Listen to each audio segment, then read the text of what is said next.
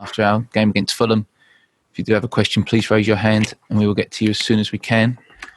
Would anyone like a question? Because I don't have any hands raised at the moment. Okay. Ali Gold. Hello, Jose. What did you make of the performance today? Not good enough, but good enough to win. Not good enough because I think we have to play better and in a more consistent way. But good enough to create 4 or 5 big chances. Good enough to keep Hugo in a very quiet evening, and good enough to win the game. But not good enough because we have to play better than we did. Okay, Matt Barlow. Hello, Jose.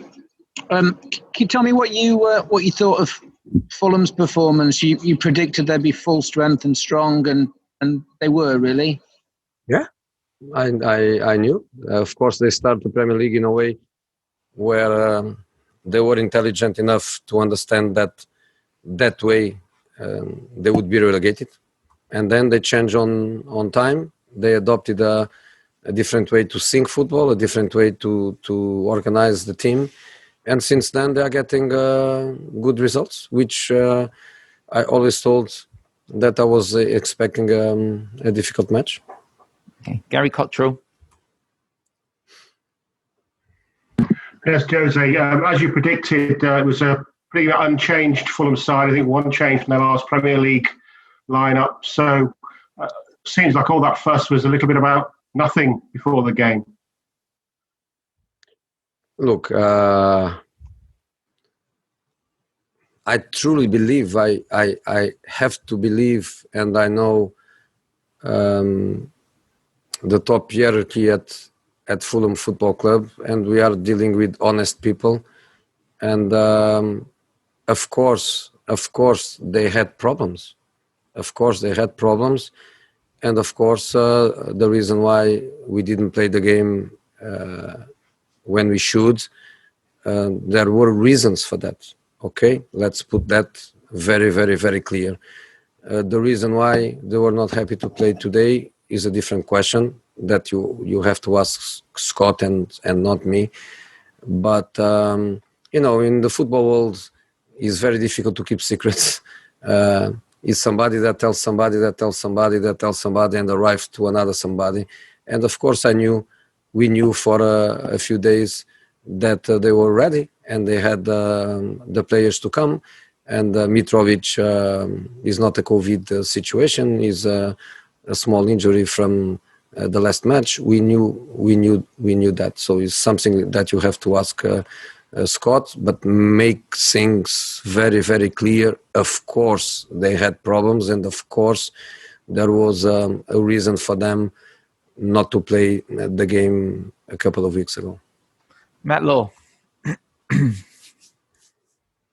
Hi, Jose. How much is it a worry at the moment that you're not killing off these games? And is it up to the other players as well to give Son and Kane a bit of help? Because it feels as though if they don't kill games for you, nobody does at the moment. Look, but I understand that in the first half we had chances to kill the game.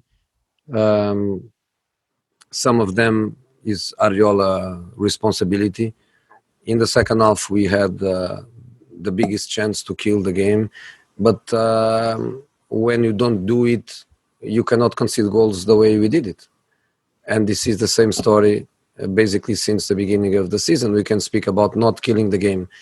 Yes, we can speak about that. And today was a clear situation that we should and we could kill the game in the first half. But then you go back to the goals that we concede, and it's not also easy to assimilate that.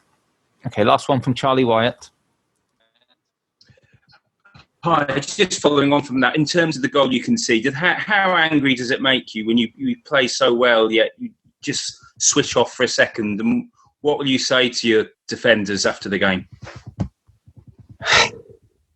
I think there are things that have to be with the characteristics of the player, of the players. There are things that is difficult too. Some things they have to do with with the organization of the team. But other things, they have to do with individual skills, individual ability. And there's as simple as that. All right, guys. Thank you very much. Thank you.